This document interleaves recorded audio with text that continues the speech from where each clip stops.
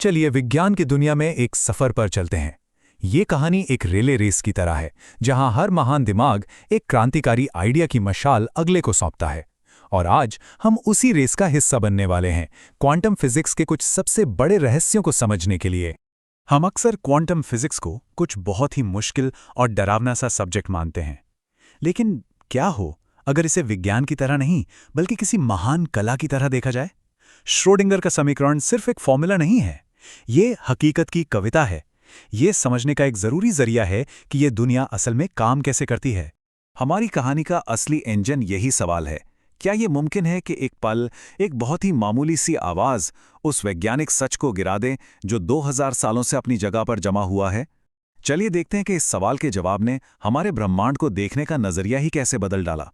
तो रेस शुरू होती है। हमारी पहली दौड़ हमें ले जाती है 16वीं सदी में, एक ऐसे काम की तरफ जो जितना आसान था उतना ही क्रांतिकारी भी। एक ऐसा काम जिसने विज्ञान के खेल के नियम ही हमेशा के लिए बदल दिए।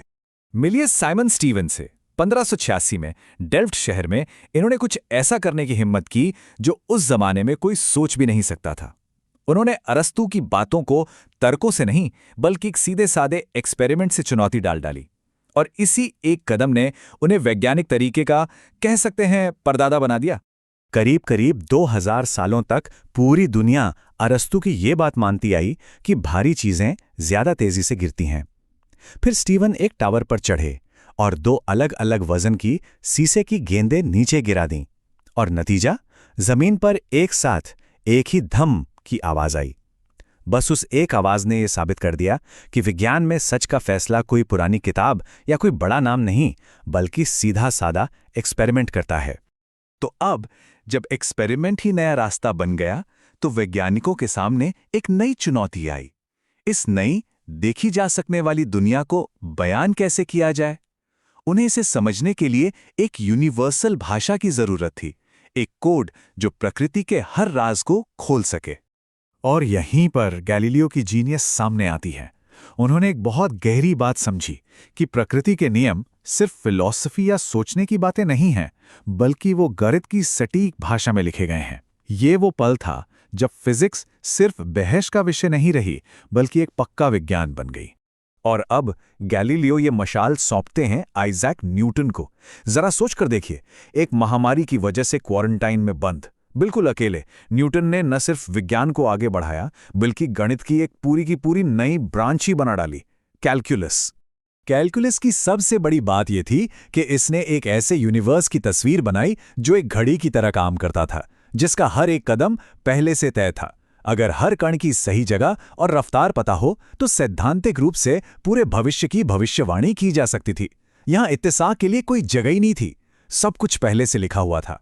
और ठीक उसी वक्त जब ऐसा लगा कि इंसानों ने ब्रह्मांड की पूरी गाइडबुक समझ ली है, हकीकत की उस परफेक्ट तस्वीर में पहली दरार नजर आई। एक बहुत ही अजीब आइडिया जो सब कुछ बदलने वाला था। कहानी में एंट्री होती है सर विलियम रोवन हैमिल्टन की।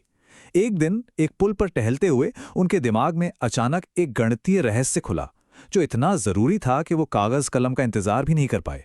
उन्होंने उसे सीधे पुल के पत्थर पर ही खोद दिया। उन्होंने अभी अभी क्वार्टरनियॉन्स की खोज की थी। हैमिल्टन ने असल में जो खोजा था वो गणित के सबसे बेसिक नियमों को चुनौती देता था। इसे कहते हैं नॉन कम्यूटेटिविटी। इसका सीधा सा मतलब ये है कि कभी-कभी आप काम किस ऑर्डर में करते हैं उससे नतीजा पूरी तरह से बदल जाता है। जैसे 2 जमा 3 वही है जो 3 जमा 2 है, लेकिन क्या होगा अगर ब्रह्मांड में हमेशा ऐसा न होता हो। इसे एक बहुत ही आसान उदाहरण से समझते हैं, मोजे पहनना। कोई फर्क नहीं पड़ता कि पहले दायां पहना जाए या बायां, नतीजा वही है। ये कम्यूटेटिव है।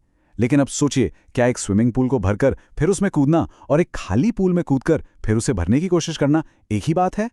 नहीं ना। यहां पर ऑर्डर यानी क्रम ही सब कुछ है। ये छोटा सा उदाहरण नॉन कम्यूटेटिविटी के असली मतलब को समझाता है। अब हम अपनी रेस के अगले पड़ाव पर आते हैं, जहां हम उस खुफिया और खूबसूरत सिद्धांत की खोज करेंगे जो फिजिक्स के सारे नियमों के पीछे छिपा है। ये कह सकते हैं यूनिवर्स की मास्टर की है। मिलिए एक जबरदस्त जीनियस एमी नॉथर से। उन्होंने क्रांतिकारी खोज की कि प्रकृति के हर बुनियादी नियम के पीछे, जैसे कि ऊर्जा को न बनाया जा सकता है न ही नष्ट किया जा सकता है, एक सिमेट्री छिपी होती है। सिमेट्री सिर्फ देखने में सुंदर नहीं होती, ये प्रकृति का मास्टर प्लान है। लेकिन यहाँ एक बहुत दिलचस्प मोड़ आता है। लिवलैंडो ने पाया कि सिर्फ सिमेट्री ही नहीं बल्कि उसका टूटना दुनिया को एक ढांचा देता है। पानी के बारे में सोचिए, जब वो तरल होता है तो उसके अणु हर दिशा में बेतरतीब घूमते हैं, ये पूरी तरह से सिमेट्रिकल है। लेकिन जब वो जमकर बर्फ बन जाता है तो अणु एक व्यवस्थित क्रिस्टल में बंध जाते हैं, सिमेट्री टूट जाती है और उसी टूटन से एक ऑर्डर, एक व्यवस्था पैदा होती है। और इसी के साथ हम अपनी रेस के आखिरी और सबसे जरूरी पड़ाव पर पहुंचते हैं। अब हम सिमेट्री और क्वांटम लॉजिक के इन आइडियाज को उस सबसे बुनियादी सवाल से जोड़ेंगे कि हमारे आसपास की ये दुनिया ठोस और असली क्यों है। क्वांटम फिजिक्स के सबसे अजीब आइडियाज में से एक है क्वांटाइजेशन।